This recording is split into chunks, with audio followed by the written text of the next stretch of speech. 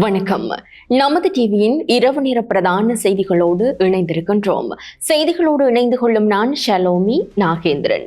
விரிவான செய்திகளுக்குள் செல்ல முன்னர் முதலில் தலைப்பு செய்திகள்.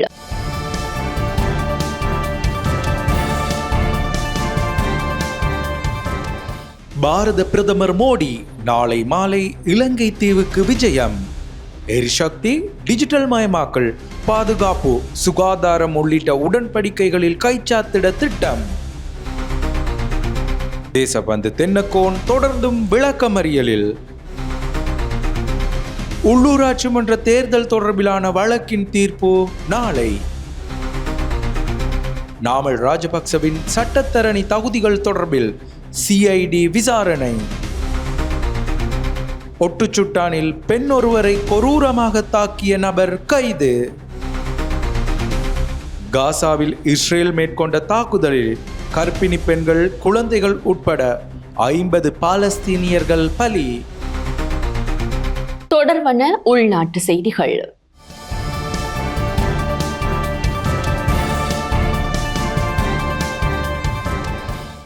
ஜனாதிபதி அனுரகுமார திசாநாயக்கவின் அழைப்பின் பேரில் பாரத பிரதமர் நரேந்திர மோடி 3 நாள் உத்தியோகபூர்வ விஜயம் மேற்கொண்டு நாளை மாலை இலங்கைக்கு வரவுள்ளார். இலங்கைக்கும் இந்தியாவிற்கும் இடையிலான நூற்றாண்டு நட்புறவின் வளமான எதிர்காலத்திற்கான உறுதிப்பாடு என்ற எண்ணக்கருவை மீண்டும் உறுதிப்படுத்தும் வகையில் பாரத பிரதமரின் இலங்கை விஜயம் அமைய உள்ளது. பிரதமர் நரேந்திர மோடியுடன் இந்திய வெளிவிவகார அமைச்சர் கலாநிதி எஸ் ஜெயசங்கர் உள்ளிட்ட உயர்மட்ட இந்திய குழுவும் இந்த விஜயத்தில் இணைய உள்ளது. பாரத பிரதமருக்கான உத்தியோகபூர்வ வரவேற்பு நிகழ்வு ஏப்ரல் 5ஆம் தேதி காலை கொழும்பில் உள்ள சுதந்திர சதுக்கத்தில் நடைபெறும். பாரத பிரதமர் நரேந்திர மோடி ஜனாதிபதி அனுரகுமார திசாநாயக்கவுடன் இருதரப்பு பேச்சுவார்த்தைகளில் ஈடுபட உள்ளதோடு இருதரப்பு பிரதிநிதிகளுக்கு இடையிலான சந்திப்பிலும் கலந்து கொள்ள திட்டமிட்டுள்ளார். இதன்போது எரிசக்தி, டிஜிட்டல் மயமாக்கல், பாதுகாப்பு மற்றும் சுகாதாரம் ஆகிய துறைகளில் புரிந்துணர்வு ஒப்பந்தங்கள் மற்றும் இந்தியாவுடனான கடன் மறுசீரமைப்பு தொடர்பான ஒப்பந்தங்கள் ஆகியவை பரிமாறிக்கொள்ளப்படும். இந்திய ஒத்துழைப்புடன் மேற்கொள்ளப்படும் சம்பூர் சூரிய மின் உற்பத்தி நிலைய திட்டம் ஆரம்பிப்பு, வெப்பநிலை மற்றும் ஈரப்பதனை கட்டுப்படுத்தக்கூடிய 5000 மெட்ரிக் டன் தம்புள்ள களஞ்சிய வளாகத்தின் நிர்மாணம், 5000 மத தலங்களின் கூரைகளில் சூரிய மின்கலங்களை நிறுவும் திட்டம் என்பன பாரத பிரதமர் நரேந்திர மோடி ஆன்லைன் ஊடாக ஆரம்பித்து வைக்க உள்ளார். அதேபோல் இந்திய பிரதமர் அனுராதபுரம் ஸ்ரீ மகாபோதிக்கு வழிபாடு மேற்கொள்ள இருப்பதுடன் இந்திய அரசாங்கத்தின் அன்பளிப்புடன் நிறுவப்பட்ட மகவ அனுராதபுரம் ரயில் சமிஞ்ஞை கட்டமைப்பு மற்றும் மறுசீரமைக்கப்பட்ட ரயில் பாதையை திறந்து வைக்கவும் திட்டமிடப்பட்டுள்ளது. ஏப்ரல் 6ஆம் தேதி பிற்பகல் இலங்கைக்கான சுற்றுப்பயணத்தை நிறைவு செய்து கொண்டு பாரத பிரதமர் நாட்டிலிருந்து புறப்பட்டுச் செல்வார். பிரதமர் ஹரணி அமரசூரிய ஜெர்மன் ஜனாதிபதியை சந்தித்து கலந்துரையாடியுள்ளார். அண்மையில் ஜெர்மனியின் ஹம்பர்க் நகருக்கு பிரதமர் ஹரணி அமரசூரிய உத்தியோகபூர்வ விஜயம் ஒன்றை மேற்கொண்டிருந்தார். இதன்போது இரு நாடுகளுக்கும் இடையே தொழிற்கல்வி மற்றும் பொருளாதார கூட்டாண்மையை வலுப்படுத்துவது குறித்து இருதரப்பு கலந்துரையாடல்களை மேற்கொண்டார். இந்த விஜயத்தின் போது அவர் 102வது கிழக்கு ஆசிய நட்புறவு விருந்துபசாரத்தில் கலந்து கொண்டதுடன் ஜெர்மன் ஜனாதிபதி பிராங்க் வோல்டர் ஸ்டைன்மியரை சந்தித்தார். மேலும் முதலீடு, கல்வி மற்றும் பொருளாதார சீர்திருத்தங்கள் குறித்த பல உயர்மட்ட கலந்துரையாடல்களிலும் பிரதமர் பங்கேற்றார். ஜெர்மன் ஆசிய பசிபிக் வர்த்தக சங்கத்தின் வருடாந்த கூட்டத்தில் அதிதியாக கலந்து கொண்ட பிரதமர் வர்த்தக தலைவர்கள் மற்றும் முக்கியஸ்தர்கள் மத்தியில் உரையாற்றியதுடன் இலங்கையில் பொருளாதார ஸ்திரத்தன்மையை ஏற்படுத்துவதற்கான அரசாங்கத்தின் வேலை திட்டம் குறித்தும் கருத்துக்களை வெளியிட்டார். அபிவிருத்தி அடைந்து வரும் முதலீட்டு பிராந்தியமாக இலங்கையின் சாத்திய வளங்கள் குறித்தும் அவர் வலியுறுத்தினார். இலங்கையில் இயங்கி வரும் 160க்கும் மேற்பட்ட ஜெர்மன் நிறுவனங்களின் பங்களிப்பை பாராட்டிய அவர் வர்த்தக துறையில் மேலும் ஒத்துழைப்பை பேணுமாறு அவர்களுக்கு அழைப்பு விடுத்தார். தேசபந்து தென்னக்கோன் தொடர்ந்தும் விளக்கமறியலில் வைக்கப்பட்டுள்ளார். வெலிகம துப்பாக்கிச்சூடு சம்பவம் தொடர்பாக பணி நீக்கம் செய்யப்பட்ட போலீஸ் மா அதிபர் தேசபந்து தென்னக்கோன் ஏப்ரல் 10ஆம் தேதி வரை விளக்கமறியலில் வைக்க நீதிமன்றம் உத்தரவிட்டுள்ளது. இன்று மாத்தறை நீதவான் நீதிமன்றில் ஆஜரான பின்னர் தென்னக்கோன் மேலும் விளக்கமறியலில் வைக்கப்பட்டுள்ளார். 2023ஆம் ஆண்டு வெலிகமவில் உள்ள ஒரு முக்கிய ஹோட்டலுக்கு முன்னால் நடந்த துப்பாக்கிச்சூடு சம்பவம் தொடர்பாக தேசப்பந்து தென்னகோன் தேடப்பட்டு வந்தார். உள்ளூராட்சி மன்ற தேர்தல்கள் தொடர்பிலான வழக்கின் தீர்ப்பு நாளைய தினம் அறிவிக்கப்பட உள்ளது. இந்நிலையில் தேர்தல் முறைப்பாடுகள் தொடர்பில் கடந்த 2 நாட்களில் 6 முறைப்பாடுகள் பதிவாகியுள்ளன. உள்ளூராட்சி மன்ற தேர்தல் தொடர்பில் கடந்த 2 நாட்களில் 6 முறைப்பாடுகளை இலங்கை போலீஸ் திணைக்களம் பெற்றுள்ளது. ஏப்ரல் 1 மற்றும் 2ஆம் திகதிகளில் பெறப்பட்ட முறைப்பாடுகள் அனைத்தும் தேர்தல் சட்டமீறல்கள் தொடர்பானவை என போலீஸ் திணைக்களம் தெரிவித்துள்ளது. கல்கிசை, கொழும்பு வடக்கு, நுகேகொட, களுத்துறை, ரத்னபுரி மற்றும் மொனராகலை ஆகிய பகுதிகளிலிருந்து முறைப்பாடுகள் பெறப்பட்டுள்ளன. கொழும்பு மாநகர சபையின் சின்னத்தை பயன்படுத்தி தேர்தல் பிரச்சாரம் செய்தல், பொருட்கள் பொதிகளை விநியோகித்தல், தேர்தல் சட்டங்களை மீறி பேஸ்புக் பயன்படுத்துதல் மற்றும் சட்டவிரோத சுவரொட்டிகள் மற்றும் பதாதைகளை காட்சிப்படுத்துதல் தொடர்பான முறைப்பாடுகளே மேற்படி நாட்களில் பதிவாகியுள்ளமை குறிப்பிடத்தக்கது. உள்ளூராட்சி மன்ற தேர்தலில் தங்கள் தனித்துவத்தை நிரூபிப்பதற்காக சனநாயக தேசிய கூட்டணி எனும் கட்சியின் ஊடாக களமிறங்கியிருப்பதாக மலேக மக்கள் முன்னணியின் பொதுச் செயலாளர் அனுசா சந்திரசேகரன் தெரிவித்துள்ளார். மக்கள் முன்னணியின் பொதுச் செயலாளர் அனுசா சந்திரசேகரன் தலைமையில் நுவரெலியா மாவட்டத்தின் 5 உள்ளூராட்சி மன்றங்களில் போட்டியிடும் வேட்பாளர்களுக்கான பிரச்சார நடவடிக்கைகள் நேற்று உத்தியோகபூர்வமாக இறை வழிபாட்டுடன் ஆரம்பிக்கப்பட்டது. இந்நிகழ்வில் அனுசா சந்திரசேகரனின் வழிகாட்டலில் உள்ளூராட்சி மன்றங்களில் களமிறங்கியிருக்கும் வேட்பாளர்களும் பங்கெடுத்திருந்தனர். இறை வழிபாட்டின் பின்னர் ஊடகங்களுக்கு அனுசா சந்திரசேகரன் கருத்து தெரிவித்தார். இம்முறை உள்ளூராட்சி சபை தேர்தலில் தங்கள் தனித்துவத்தை நிரூபிப்பதற்காக ஜனநாயக தேசிய கூட்டணி என்னும் கட்சியினூடாக களமிறங்கியிருப்பதாக கூறினார். இம்முறை உள்ளூராட்சி மன்ற தேர்தலில் நுவரெலியா மாவட்டம், ஹொட்டகலை பிரதேச சபை, நுவரெலியா பிரதேச சபை, அகரப்பத்தனை பிரதேச சபை, நோர்வுட் பிரதேச சபை, தலவாக்கலை நகர சபை ஆகிய 5 சபைகளிலும் அனுசா சந்திரசேகரனின் வழிகாட்டலின் கீழ் மக்கள் முன்னணியாக இம்முறை ஜனநாயக தேசிய கூட்டணியின் தபால் பெட்டி சின்னத்தில் போட்டியிடுகின்றமை குறிப்பிடத்தக்கது. எந்த தேசிய கட்சிகளுடனும் இணையாமல் எங்களுடைய தனித்துவத்தை நிரூபிப்பதே எங்களுடைய ஒரு இலட்சியமாக இருக்கிறது. எத்தனையோ கட்சிகளில் பழைய ஆரம்பகால உறுப்பினர்களுக்கு இடம் கொடுக்க வேண்டும், 30 வருடம் 40 வருடம் கட்சிகளில் இருப்பவர்களுக்கு தான் இடம் கொடுக்க வேண்டும், அவர்களுக்கான வாய்ப்புகளை வழங்க வேண்டும் என்று இருக்கும் தருவாயில் புதிய இளைஞர்கள், புதியவர்கள், புதிய வேட்பாளர்கள், புதிய பிரதேச சபை உறுப்பினர்களாக அவர்கள் ஆகும்போது நமது மக்களுக்கான சேவைகளை சரியான முறையில் செய்வார்கள் என எண்ணி அவர்கள் புதிய உறுப்பினர்களை நாங்கள் இம்முறை களமிறக்கி இருக்கிறோம். ஆகவே இம்முறை எங்களுடைய தனித்துவத்தை நிரூபித்து ஒரு பெரும் புரட்சியை படைக்க தயாராக இருக்கிறோம். இம்முறை இன்றைய நாள் நாங்கள் எங்களது பிரச்சார நடவடிக்கைகளை ஆரம்பிப்பதற்காக கடவுளின் அனுக்கிரகத்தை வேண்டி தலவாக்கலையிலிருந்து எங்களுடைய பிரச்சாரத்தை ஆரம்பிக்கிறோம். இந்த தேர்தலில், உள்ளூராட்சி சபை தேர்தலில் தபால் பெட்டி சின்னத்தில் நாங்கள் களமிறங்கி இருக்கிறோம். எங்களுடைய வெற்றி தபால் பெட்டி சின்னத்திற்கு இருக்கும் என நம்புகிறோம்.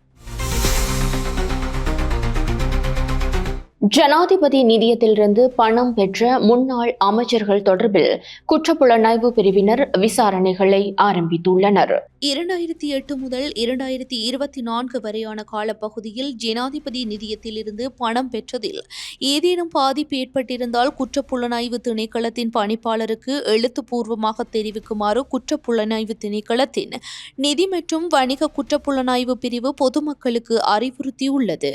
2008 மற்றும் 2024 வரையில் ஜனாதிபதி நிதியத்திலிருந்து பணம் பெறுவது தொடர்பாக முன்னாள் அமைச்சர்கள் உட்பட 22 மக்கள் பிரதிநிதிகளிடம் குற்றப்புலனாய்வு திணைக்களத்தின் நிதி மற்றும் வணிக குற்றப்புலனாய்வு பிரிவு விசாரணையை தொடங்கியுள்ளது.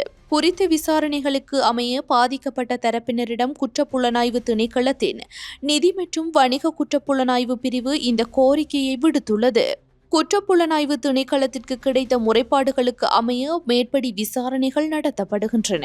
விசாரணை தொடர்பாக ஜனாதிபதி நிதிய கணக்கிலிருந்து வழங்கப்பட்ட காசோலைகளின் விவரங்களை பெறுவதற்கான உத்தரவையும் விசாரணை அதிகாரிகள் கடந்த 2ஆம் திகதி கோட்டை நீதவான் நீதிமன்றில் பெற்றிருந்தனர். அதன்படி சம்பந்தப்பட்ட நிதியத்திலிருந்து நிதி வழங்கியது தொடர்பான 22 கோப்புகள் விசாரணை அதிகாரிகளால் கைப்பற்றப்பட்டுள்ளதாக போலீசார் தெரிவித்தனர்.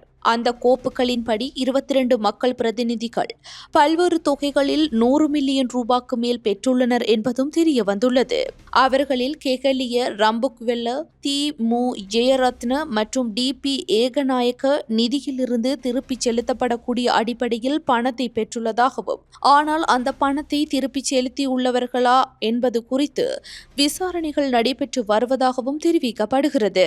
பணத்தை பெற்ற மக்கள் பிரதிநிதிகள் எதிர்காலத்தில் குற்றப்புலனாய்வு திணைக்களத்துக்கு அழைத்து வரப்பட்டு வாக்குமூலங்கள் பதிவு செய்யப்படும் என்று விசாரணை அதிகாரிகள் தெரிவிக்கின்றனர். நாமல் ராஜபக்சவின் சட்டத்தரணிகள் தகுதிகள் தொடர்பில் குற்றப்புலனாய்வு பிரிவினர் விசாரணைகளை ஆரம்பித்துள்ளனர். பாராளுமன்ற உறுப்பினர் நாமல் ராஜபக்சவின் சட்டத்தரணி தகுதிகள் தொடர்பில் விசாரணை நடைபெற்று வருவதாக குற்றப்புலனாய்வு திணைக்களம் கொழும்பு மாஜிஸ்திரேட் நீதிமன்றத்தில் தெரிவித்துள்ளது.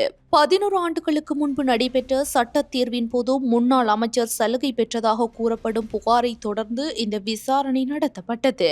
நாமல் ராஜபக்ச தனது சட்டப்பட்டம் மோசடியாக பெற்றதாகவும், தேர்வு எழுதும் போது ஒரு தனியார் அறையில் 2 சட்டத்தரணிகள் உதவி செய்ததாகவும் கூறப்படுகிறது. இதன்படி நாமல் ராஜபக்ச இந்த குற்றச்சாட்டை மறுத்துள்ளார் என்பதும் குறிப்பிடத்தக்கது. மீள பெற முடியாத சமஷ்டி அதிகார பகிர்வுக்கு ஒத்துழைப்பை வழங்குமாறு பாரத பிரதமரிடம் வடக்கு கிழக்கு ஒருங்கிணைப்பு குழு கோரிக்கை விடுத்துள்ளது. இணைந்த வடக்கு கிழக்கு மாகாணத்திற்கு மீளப்பெற முடியாத சமஷ்டி முறையிலான அதிகார பகிர்வை ஏற்படுத்த பெறுமதிமிக்க ஒத்துழைப்பை வழங்குமாறு வடக்கு கிழக்கு ஒருங்கிணைப்பு குழு கோரிக்கை விடுத்துள்ளது. இந்திய பிரதமர் உயர் திரு நரேந்திர மோடி அவர்களுக்கு ஒரு பகிரங்க வேண்டுகோள். இலங்கையில் இணைந்த வடக்கு கிழக்கு மாகாணத்துக்கு மீளப்பெற முடியாத சமஷ்டி முறையிலான அதிகார பகிர்வை ஏற்படுத்த தங்களின் பெறுமதிமிக்க ஒத்துழைப்பை வழங்குங்கள். இலங்கையின் நீண்டகால தேசிய பிரச்சினையை நிரந்தரமாக தீர்ப்பதற்கு இந்திய அரசின் பெறுமதிமிக்க ஒத்துழைப்பை வழங்குமாறு பகிரங்கமாக வேண்டுகோள் விடுக்கின்றோம். கௌரவ பிரதமர் அவர்களே, ஒரு நட்பான அயல்நாடு எனும் வகையில் இலங்கையின் நெருக்கடி காலங்களில் இந்தியா எப்பொழுதும் உதவிக்கு வருகிறது. 2022ஆம் ஆண்டு இலங்கை எதிர்கொண்ட பொருளாதார நெருக்கடியின் போது இந்தியா வழங்கிய மாபெரும் பங்களிப்பை நாம் எப்பொழுதும் நன்றியுடன் நினைவிற்கொண்டுள்ளோம். அவ்வாறே 1980களில் இலங்கையின் தேசிய பிரச்சினையை தீர்ப்பதற்கு நடுவராகிய இந்தியா ஆற்றிய வகிபாகத்தையும் நினைவிற்கொண்டுள்ளோம். நீண்ட காலமாக வடகிழக்கில் வாழ்கின்ற சிறுபான்மை மக்களாக இருக்கலாம், அல்லது நாங்கள் வாழும் பகுதியில் பெரும்பான்மையை கொண்ட தமிழ் மக்களாகிய எங்களுக்கு இதுவரை ஒரு நிரந்தரமான ஒரு அரசியல் தீர்வை பெற்று கொள்ளாமையும் அதை கடந்த அரசுகள் வழங்காமையும் மிகவும் பெரிய ஒரு இக்கட்டான நிலையில் எதிர்காலத்துக்காக நாங்கள் நீதிக்காக கோரியிருக்கின்றோம். அந்த வகையில் புதிய அரசினுடைய காலத்தில் வெளிநாட்டு பயணமாக இலங்கை நாளை வர இருக்கின்ற இந்தியாவினுடைய பிரதமர் கௌரவ நரேந்திர மோடி ஐயா அவர்களை நாங்கள் அன்போடு வரவேற்கின்றோம். அவருடைய வருகை வந்து வடகிழக்கில் இருக்கின்ற மக்களுடைய நிரந்தரமான ஒரு அரசியல் தீரை, கௌரவமான ஒரு மீளப்பெற முடியாத ஒரு அரசியல் தீர்வு, சமஷ்டி முறையிலான ஒரு அரசியல் தீர்வை நாங்கள் இங்கு வலியுறுத்தி எங்களுடைய செய்தியை அவருக்கு வழங்கும் முகமாக இன்று யாழ் மாவட்டத்தில் உள்ள இந்திய துணை தூதரகத்துக்கு சென்று எங்களுடைய மகஜரினை அவரது துணை கவுன்சிலரின் கையில் நாங்கள் ஒப்படைத்திருக்கின்றோம். வடகிழக்கு ஒருங்கிணைப்பு குழு சார்பாக அவர்கள் எங்களுடைய அந்த மகஜரை பெற்று உடனடியாக களம்பில் இருக்கின்ற காரியாலயத்திற்கு கௌரவ பிரதமருக்கு கிடைக்கும் வண்ணம் அனுப்பி வைக்க உள்ளதாக தெரியப்படுத்தி இருக்கின்றார்கள். ஆகவே நாங்கள் அங்கு கொடுக்கப்பட்ட எங்களுடைய அந்த மகஜரினை நாங்கள் இந்த நேரம் நாங்கள் பகிரங்கமாக நாங்கள் இதனை அறிவிக்கின்றோம். நன்றி. கடற்றொழில் அமைச்சர் ராமலிங்கம் சந்திரசேகரை பாராளுமன்ற உறுப்பினர் செல்வம் அடைக்கலநாதன் இன்று நேரில் சந்தித்து கலந்துரையாடியுள்ளார். இன்றைக்கு கடற்றொழில் அமைச்சரை நாங்கள் சந்தித்தோம். காரணம் என்னென்றால் ஜோசபாஸ் நகர் விடத்தீவிலிருந்து இடம்பெயர்ந்து ஜோசபாஸ் நகரிலே கூடியிருக்கின்ற எங்களுடைய மக்களுடைய பிரச்சனை, தொழில் செய்வதற்கான இடங்கள் சம்பந்தமான பிரச்சனை சம்பந்தமாக அமைச்சரை சந்தித்து பேசியிருக்கிறோம். 2 இடங்களை நாங்கள் இனங்காண்டிருக்கிறோம். ஒன்று காபர் கோஆபரேஷன், அடுத்தது இருக்கலம்பட்டி எங்களுடைய கிராமத்துக்கு அருகாமையில் உள்ள இடத்தையும் நாங்கள் இனங்கண்டிருக்கிறோம். அது சம்பந்தமாக நாங்கள் அமைச்சரோடு பேசியிருக்கிறோம். 7ஆம் தேதி அமைச்சர் வருகை தருவதாக சொல்லியிருக்கிறார். ஆகவே நேரே இந்த 2 இடங்களையும் நாங்கள் காட்டி அதில் எது சாதகமான விஷயங்களை கொண்டிருக்கிறதோ அதை நாங்கள் தெரிவு செய்வதென்பதும், ஏற்கனவே எங்களுடைய மீனவர் காபர் கோஆபரேஷன் நிலத்தை லீசிங்குக்கு எடுத்திருக்கிறார்கள். அது போலீஸார் இருக்கிறபடியால் நடைமுறை சாத்தியமற்ற ஒரு விடயமாக இருக்கிறது. ஆகவே அமைச்சரோடு கதைச்சு 7ஆம் தேதி வருகின்ற போது அந்த விடயங்களை பேசுவதாக சொல்லியிருக்கிறார். ஒட்டுசுட்டானில் பெண் ஒருவர் கொடூரமாக தாக்கப்பட்ட விவகாரம் தொடர்பில் சந்தேக நபர் கைது செய்யப்பட்டுள்ளார். முல்லைத்தீவு ஒட்டிசுட்டான் போலீஸ் பிரிவுக்குட்பட்ட சின்னசாளம்பன் பகுதியில் பெண் ஒருவரை கொடூரமாக தாக்கிவிட்டு தலைமறைவான நபரை உடனடியாக கைது செய்ய வேண்டும் என வன்னி மாவட்ட நாடாளுமன்ற உறுப்பினர் துரைராசா ரவிகரன் இன்று ஒட்டிசுட்டான் போலீஸ் நிலையத்திற்கு நேரடியாக சென்று வலியுறுத்தியுள்ளார். இந்நிலையில் பெண்ணை கொடூரமாக தாக்கிய குறித்த நபர் ஒட்டுசுட்டான் போலீசால் கைது செய்யப்பட்டுள்ளார். மனிதாபிமான கன்னிவெடி அகற்றும் நிறுவனம் ஒன்றில் பணியாற்றும் முல்லைத்தீவு ஒட்டிசுட்டான் சின்னச்சாளம்பன் பகுதியைச் சேர்ந்த 2 பெண்களுக்கிடையில் ஏற்பட்ட கருத்து முரண்பாட்டை அடுத்து பெண்ணொருவரின் கணவர் மற்றைய பெண்ணை வீதியில் வைத்து மிக கொடூரமாக தாக்கியுள்ளார். இந்நிலையில் இவ்வாறு கொடூரமாக தாக்கப்பட்ட பெண் வைத்தியசாலையில் அனுமதிக்கப்பட்டதுடன் குறித்த பெண்ணை தாக்கிய நபர் தலைமறைவாகி இருந்தார். குறித்த தாக்குதல் சம்பவத்தை கண்டித்தும் தாக்கிய நபரை உடனடியாக கைது செய்ய வலியுறுத்தி அப்பகுதியைச் சேர்ந்த பொதுமக்கள் ஆர்ப்பாட்டத்தில் ஈடுபட்டனர். இந்நிலையில் அப்பகுதி மக்களின் அழைப்பை ஏற்று குறித்த இடத்திற்கு வருகை தந்த பாராளுமன்ற உறுப்பினர் துரைராசா ரவிகரன் பெண்ணை கொடூரமாக தாக்கிய குறித்த நபர் உடனடியாக கைது செய்யப்பட வேண்டும் என போலீசாரிடம் வலியுறுத்தியிருந்தார். அதற்கமைய 24 மணி நேரத்திற்குள் குறித்த நபர் கைது செய்யப்படுவார் என ஒட்டிசுட்டான் போலீஸ் பாராளுமன்ற உறுப்பினர் துரைராசா ரவிகரனிடம் ஆர்ப்பாட்டத்தில் ஈடுபட்ட மக்களிடமும் உத்தரவாதம் அளித்திருந்தனர்.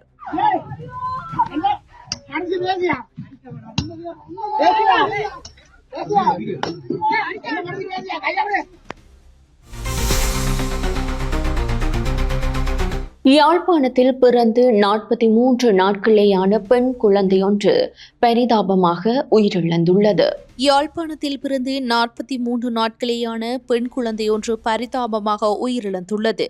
இளவாலை உயரப்புலத்தை சேர்ந்த குழந்தையே இவ்வாறு உயிரிழந்துள்ளது. கடந்த பிப்ரவரி மாதம் 19ஆம் தேதி மேற்குறித்த பகுதியில் வசிக்கும் பெண்ணொருவருக்கு 7 மாதங்களில் இரட்டை குழந்தை பிறந்துள்ளது. இந்நிலையில் ஆண் குழந்தை தெல்லிப்பளை வைத்தியசாலையில் கண்ணாடி பெட்டியில் வைத்து கண்காணிக்கப்பட்டு வந்தது. பின்னர் 28ஆம் தேதி பெண் குழந்தையும் தாயும் வீடு செல்ல அனுமதிக்கப்பட்டனர். ஆண் குழந்தை தொடர்ந்தும் வைத்தியசாலையில் கண்ணாடி பெட்டியில் வைத்து கண்காணிக்கப்பட்டது. இந்நிலையில் தாயார் தினமும் வைத்தியசாலைக்கு வருகை தந்து ஆண் பிள்ளைக்கு பாலூட்டி வந்துள்ளார். குறித்த பெண் குழந்தைக்கு தாயார் இன்று காலை வீட்டில் வைத்து பாலூட்டியுள்ளார். இந்நிலையில் காலை 6 மணியளவில் பெண் குழந்தைக்கு வயிற்றோட்டம் ஏற்பட்ட நிலையில் மயங்கியது. இந்நிலையில் குழந்தையை தெல்லிப்பளை வைத்தியசாலைக்கு கொண்டு சென்ற வேளை உயிரிழந்தது. குழந்தையின் சடலம் மீதான மரண விசாரணைகளை திடீர் மரண விசாரணை அதிகாரி ஜெயபாலசிங்கம் மேற்கொண்டார். உடற்கூட்டு பரிசோதனைகளுக்காக சடலம் யாழ்ப்பாணம் போதனா வைத்தியசாலையில் வைக்கப்பட்டுள்ளது. போத்தல் குடிநீருக்கான அதிகபட்ச சில்லறை விற்பனை விலை தொடர்பில் வர்த்தமானி அறிவித்தல் வெளியாகியுள்ளது. நுகர்வோர் விவகார ஆணைக்குழு போத்தல் குடிநீருக்கான அதிகபட்ச சில்லறை விலையை நிர்ணயித்து வர்த்தமானி அறிவிப்பை வெளியிட்டுள்ளது. வர்த்தமானி அறிவிப்பின்படி அதிகபட்ச சில்லறை விலைகள் ஏப்ரல் 1ஆம் தேதியிலிருந்து அமலுக்கு வருவதாக கூறப்பட்டுள்ளது. அதன்படி போத்தல் குடிநீருக்கான அதிகபட்ச சில்லறை விலை பின்வருமாறு: 500 தொடக்கம் 999 மில்லி போத்தல்கள் ₹70. 1 தொடக்கம் 1.499 லிட்டர் போத்தல்கள் ₹100. 1.5 தொடக்கம் 1.999 லிட்டர் போத்தல்கள் ₹130. 2 தொடக்கம் 2.499 லிட்டர் போத்தல்கள் ₹160. 5 தொடக்கம் 6.999 லிட்டர் போத்தல்கள் ₹350.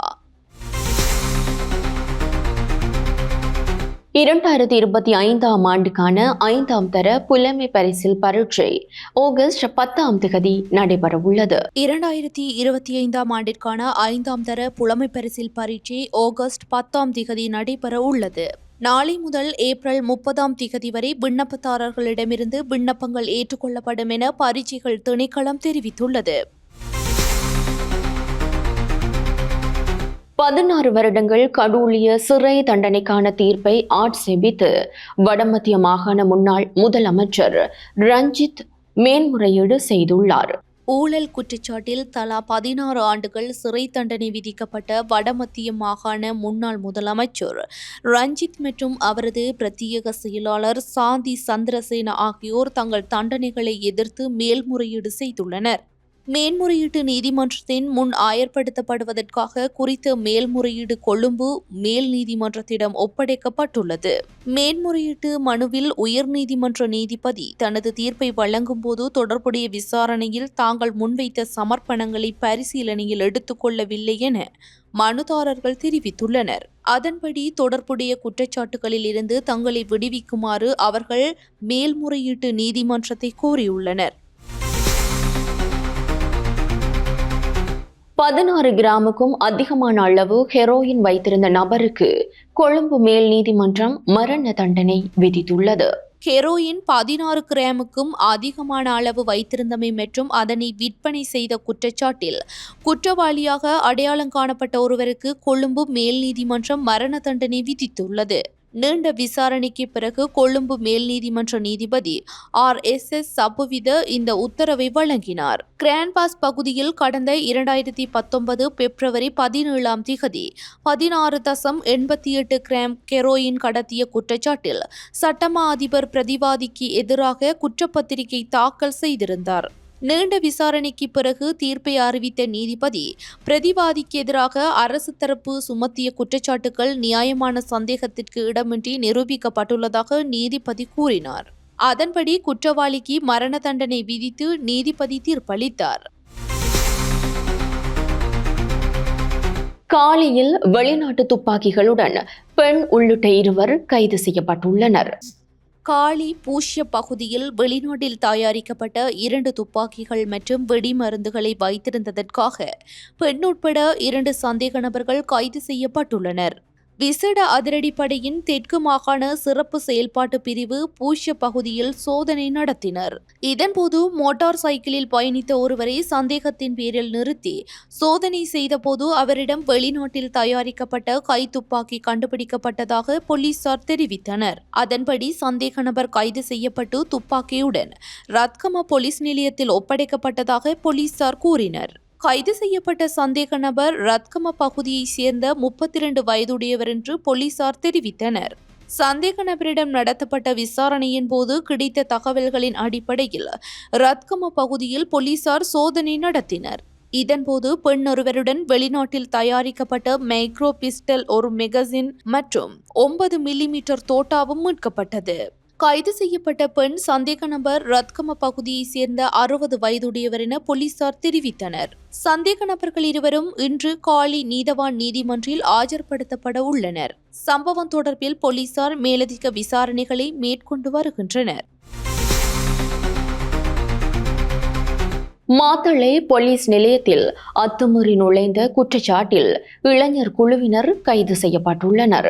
மாத்தளை போலீஸ் நிலையத்திற்குள் அத்துமீறி நுழைந்து பொது இடத்தில் ஒழுங்கீனமாக நடந்து கொண்டதாக சந்தேகத்தின் பேரில் 5 நபர்கள் இன்று கைது செய்யப்பட்டனர். கைது செய்யப்பட்டவர்கள் கண்டி அக்குரணி பகுதியினையும் மாத்தளை வரகாமுர பகுதியையும் சேர்ந்தவர்கள் என போலீசார் தெரிவித்தனர். மாத்தளை சிரேஷ்ட போலீஸ் அத்தியட்சகர் SM திரு N விக்ரமநாயக்கவின் அறிவுறுத்தலின் பேரில் மாத்தளை போலீஸ் நிலைய பொறுப்பதிகாரி உபுல் குணவர்த்தனவின் வழிகாட்டுதலின் கீழ் சம்பந்தப்பட்ட சந்தேக நபர்கள் கைது செய்யப்பட்டுள்ளனர். நேற்று காலை மாத்தளை நகரத்தின் வழியாக இளைஞர்கள் குழு ஒன்று பேரணியாக சென்று மாத்தளை போலீஸ் நிலையத்தின் முன் ஆர்ப்பாட்டம் நடத்தியது. மாத்தளை எட்வர்ட் மைதானத்தில் கிரிக்கெட் விளையாடிக் கொண்டிருந்த போது சம்பவ இடத்திற்கு பல போலீஸ் அதிகாரிகள் வந்து இளைஞர்களை சோதனையிட்டு போதனைப் பொருள் வைத்திருந்ததாக கூறி இருவரை கைது செய்ததை தொடர்ந்து இளைஞர்கள் குழு இந்த ஆர்ப்பாட்டத்தை நடத்தியதாக தெரிவிக்கப்படுகிறது. கஞ்சா வைத்திருந்ததாக கைது செய்யப்பட்ட 2 நபர்களும் கைது செய்யப்பட்ட ஏனைய 5 நபர்களும் மாத்தளை நீதிமன்றத்தில் ஆயர்படுத்தப்பட உள்ளதாக போலீசார் கூறினர். நாட்டின் சில இடங்களில் 100 மில்லிமீட்டர் அளவான கனமழை பெய்யக்கூடும் என வளிமண்டலவியல் திணைக்களம் எதிர்வு கூறியுள்ளது. அடுத்த 36 மணி நேரத்திற்கான வானிலை முன்னறிவிப்பு வெளியிடப்பட்டுள்ளது. அதன்படி மாலை அல்லது இரவில் நாட்டின் பல பகுதிகளில் பரவலாக மழை அல்லது இடியுடன் கூடிய மழை பெய்யும் என வளிமண்டலவியல் திணைக்களம் அறிவித்துள்ளது. வடமேல் மற்றும் மேல் மாகாணங்களின் கரையோர பகுதிகளில் காலை வேளையில் மழை பெய்யக்கூடும் எனவும் வளிமண்டலவியல் திணைக்களம் தெரிவித்துள்ளது. மேல் சப்ரகமுவ, மத்திய, வடமேல் மற்றும் வடமத்திய மாகாணங்களின் சில இடங்களில் 10 மில்லிமீட்டர் வரை மழை பெய்யக்கூடும் என்பதோடு சுமார் 100 மில்லிமீட்டர் அளவுக்கு கனமழை பெய்யக்கூடும் எனவும் வளிமண்டலவியல் திணைக்களம் குறிப்பிட்டுள்ளது. தொடர்வது சர்வதேச செய்தி.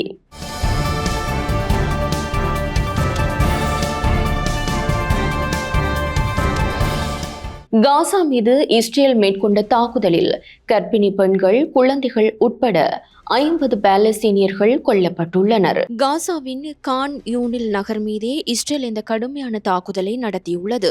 இதில் 50 பாலஸ்தீனியர்கள் உயிரிழந்ததுடன் இதில் 9 பேர் ஒரே குடும்பத்தைச் சேர்ந்தவர்கள் என தெரிவிக்கப்படுகின்றது. இதேவேளை கொல்லப்பட்டவர்களில் 5 குழந்தைகள், கர்ப்பிணி பெண்கள் அடங்குகின்றனர். ஹமாஸுக்கு நெருக்கடி கொடுக்கும் வகையில் இஸ்ரேல் இந்த தாக்குதலை நடத்தியுள்ளதாக சர்வதேச ஊடகங்கள் செய்தி வெளியிட்டுள்ளன. தொடர்வது விளையாட்டுச் செய்தி.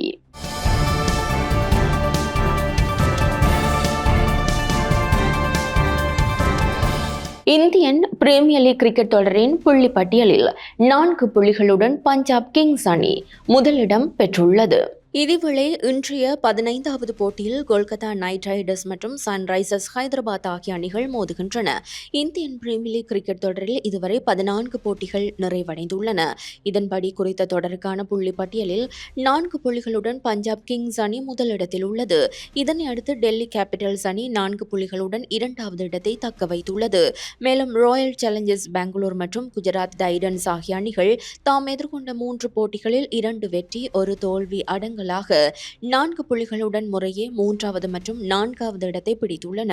மும்பை இந்தியன்ஸ் மற்றும் லக்னோ சூப்பர் ஜெயின்ஸ் அணிகள் 3 போட்டிகளில் விளையாடி 1 வெற்றி, 2 தோல்வி என்ற அடிப்படையில் 5வது மற்றும் 6வது இடத்தை பிடித்துள்ளன.